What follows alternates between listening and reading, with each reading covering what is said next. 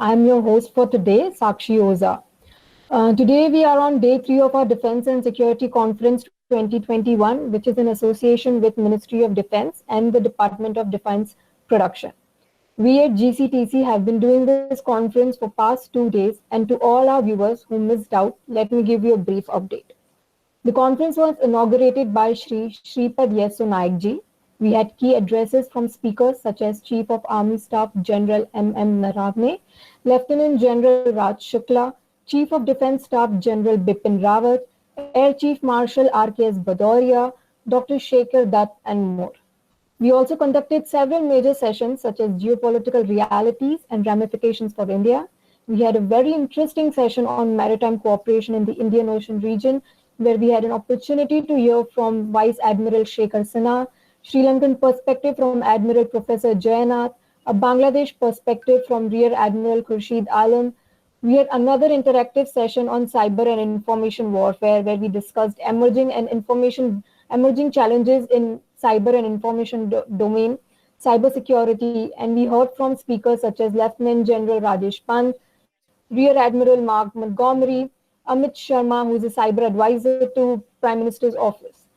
On day 2, we discussed majorly on India's defense and security cooperation with Philippines, India's cooperation with Japan, Maldives, and Indian cooperation with US and France-based defense industries towards Make in India initiative. We also had an interesting session on issues such as threats across Taiwan Strait and India's strategy to counter China's Belt and Road Initiative. Now, without taking too much time, I don't want to waste too much time because I can also understand the curiosity cooking among our viewers regarding today's sessions and today's keynote speakers. So let me inform all of you. Today we have for you government representatives, security experts, and industrial stakeholders to discuss and exchange ideas about India's defense industry and Indian defense preparedness of armed forces and how to further prepare for the new millennium challenges post COVID-19 pandemic. Let's start today's conference. I would like to welcome Lieutenant General A.K. Singh, who will be addressing our audience on MRO in defense, India's defense domain. A very warm welcome to you, Lieutenant General A.K. Singh. Am I audible? Yeah. Great. So let me introduce you to our viewers. He's an independent director of Airworks India Engineering. He's the erstwhile Lieutenant Governor of the Andaman and Nicobar Islands and Puducherry. He's ex-GOC in Sea Southern Command and is one of the few officers who have trained with both the NATO and the Warsaw Pact at the height of Cold War. The retired general has tented key operational appointments, headed the Foreign Division of the Army, and was also the Director General Perspective Planning, where he drew up the long perspective for the Indian Army. After serving the ranks, he was entrusted with the responsibility of Administrator cum Lieutenant Governor of Andaman and Nicobar Islands in July 2013. He concurrently assumed the charge of Lieutenant Governor of Puducherry in July 2014. He has also been a member of Prime Minister's Team India, as well as a member of National Development Council and Interstate Council. His book, Military Strategy for India in the 21st Century, was published in 2019. I kindly request to all of our viewers and participants to please mute their mic so as to maintain the decorum for the upcoming keynote address. And now I request Lieutenant General A.K. Singh to please go ahead with his keynote address. Thank you so much. Thank you. A very warm good morning to all of you. Delhi is started to drizzle, so the weather is good. I also see on the people who have joined in some familiar faces. Certainly see General Rawat from erstwhile PP Directorate and my friend and colleague General KJ. I'm sure there are others as well. Well, last year in 2020, I got a call from the MD and CEO of Airworks, Anand Bhaskar, and I was intrigued when he asked me to join Airworks as an independent director. I didn't know what I was getting into. But over the past 1 year, let me say it has been a great experience. I have, can you just remove that, please? I have actually seen how crucial airworks is to the aviation sector. All the aircraft that fly flawlessly, do so because there's a MRO behind them. Airworks Engineering is the largest MRO in India and is run by professionals and managed by a board. I happen to be part of that board. Next slide, please. So today's theme is from Make in India to Maintain in India. That's the theme on which I will talk. Next, please. Yeah. Convergence of civil and defense MRO was based on a directive from the Government of India in May 2020. The aim was to make in India the MRO hub starting from the Middle East to Southeast Asia. India, as you are aware, is the third largest domestic market and largest defense procurement nation. Couldn't be a better time to converge. This is the right time to converge. The government has shown the way and also walked the talk. They have reduced GST from 18% to 5%. Rentals at AI airports have been greatly reduced. And so I think there is a great amount of incentive for people to come to India and get their servicing done. Next, please. But before I delve into what Airworks will do or can do, let's see some global best practices. Is convergence a reality? The first you see on the slide is OCMA from Portugal. A small country which has a GDP of just $260 billion, less than the market cap of Reliance and TCS. Mail airline has just 76 aircraft and about 100 military aircraft. Yet they undertake maintenance for European, African, Pakistani, Mexican, Bangladeshi Air Force, and also for our own BSF and Indian Air Force. They also look at Lockheed Martin, Embraer, and Rolls-Royce. So you can see what kind of revenue they are generating for their country. Next one, please. You also have the example of UK, where Marshall Aerospace, a British company, supporting defense fleet of not just UK, but Europe and Middle East. Next, please.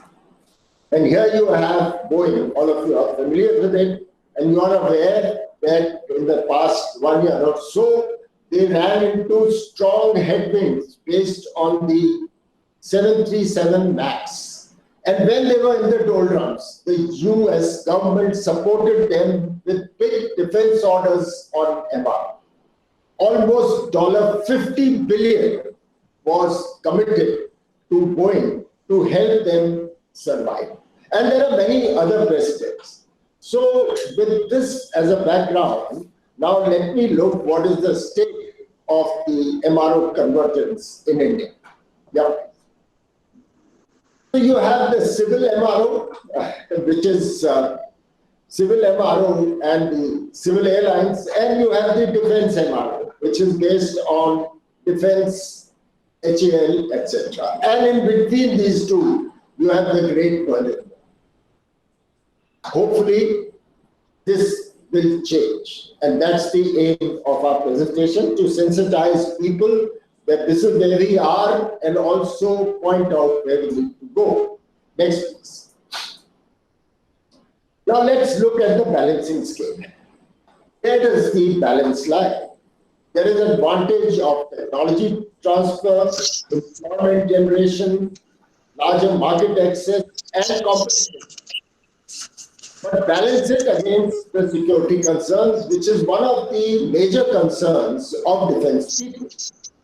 But even here, let me point out that being indigenous, being a company that is owned and based in India, I think the security concerns are also minimized, and with the help of Defense Security Establishment and the Bureau of Civil Aviation Security, the balance can be achieved. So the concerns can be met adequately. What is the case for coming together? We have strong building blocks to make it happen.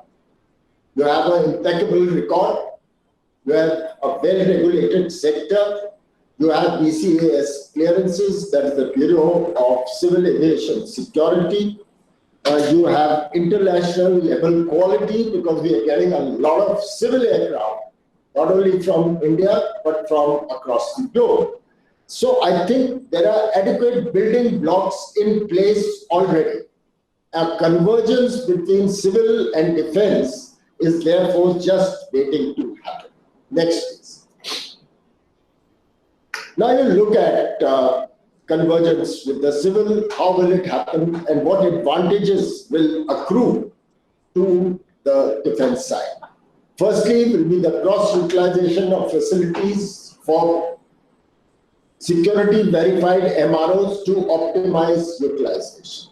It will allow mutual acceptance of certifications, especially for the veteran staff.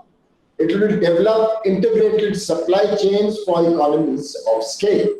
There will be interoperability and inter-maintenance approvals on the block. So with all this in place, we need to break the wall that is holding us separately. The block, in my view, is in our minds. So change the mindset. One India, one MRO market. Let's lift the veil and change our perception. Not only to take advantage in India, but as the government has foreseen, attract MRO right from the Middle East to Southeast Asia. Next, please. I give you a glimpse of what we have been doing recently. Here's M17 cabin modifications, modifications of 10 plus V-17 helicopters to VIP category, delivered end-to-end at BRD. It involved complete re-engineering of the inside of the aircraft, and I'm glad to point out that it met with great approval and satisfaction. Next, please. Here's another example. For the first time in India, we changed the lower skin frame, and it's a very, very delicate job. I am informed by the MD that it involves keeping this complete set in zero gravity position so that there are no stresses. And after this has been placed, the stresses are eliminated. We have support coming in from Vietnam, Bangladesh, Nepal, right up to Turkey and UAE. We have heavy technical and very complex, accomplished team which can undertake all kinds of works and challenges that are present. Next, please. So now we look at the three services. Of course, there are other users on the defense side also. But just to give you a glimpse, we have just maintained the P8I for the Navy. We have done the BBJ and Embraer for IAF and other users. I'm afraid the Indian Army, we had to put a question mark. They have not taken advantage of the government directive for this convergence and are yet not in the MRO loop. I hope this will change soon.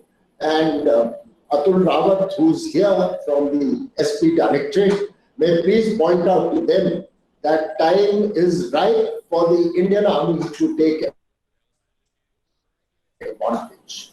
Our MD has done a number of meetings with them and even offered to set up facilities in forward areas where the Army would want us to do. Next, please. Now, this is some of the things on the offering. We have established an MOU with Boeing on future defense collaboration. We have a MOU with HAL facilities and resource utilization.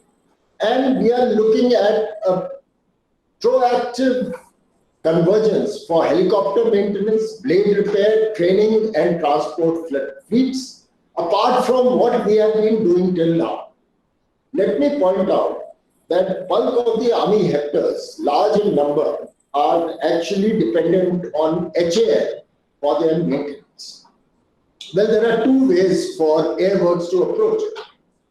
One is to get this work through HAL, but we would prefer a direct route to the army. It's up to the user to decide in what way would they want to join this convergence initiative. Next, please. So, in a short presentation, I hope I've answered your curiosity. And I would say that let's do it. The time for talking and thinking is over. And right from the days that I was Director General Perspective Planning way back, a decade back, I attended a large number of such defense conferences, chaired sessions, been the keynote speaker. And I just have one suggestion to make for the organizers and for the key people present here. Normally, such conferences are good for information and sharing thoughts. But that's not what the ultimate aim of such conferences should be. Unless we can get some inputs and outputs from such conferences, I think the effort would not be optimized. So my request to all the shareholders, stakeholders is that please take note of what Airwork has to offer for convergence of MRO services to all aspects in defense as per the government directive, and let's move forward. We are going to submit to the organizers all these slides and many more, which, with the constraint of time, I am not putting up today. And I'm sure that they will be able to circulate it, and all these stakeholders are welcome to interact with us. Our MD and CEO, Anand Bhaskar, is a dynamic man, and he's very, very focused on doing defense. And let me point out, why is Airworks, our main focus and main job is not this convergence with defense. We have adequate workload and orders booked on the civil side. In fact, he has no capacity to take it. But this is a commitment to national security. This is a commitment to ensure that Airwork also does for the defense what they want and meet their challenges. I just end, and General KJ would remember this probably by heart. He may have heard me. I just end with two lines which actually symbolize what we are trying to project. निकले थे अकेले मंजिल की ओर, निकले थे अकेले मंजिल की ओर, लोग मिलते गए और कारवां बढ़ गया। धन्यवाद, जय Hind. That's a very interesting keynote address by Lieutenant General A.K. Singh. I thank you, sir. That was a very interesting presentation as well. Thank you for enlightening our viewers on all the work that Airworks have been doing towards the Make in India initiative, as well as making India Atmanirbhar. So I thank you for your time. For more such videos, subscribe to the NewsX YouTube channel, hit the bell icon.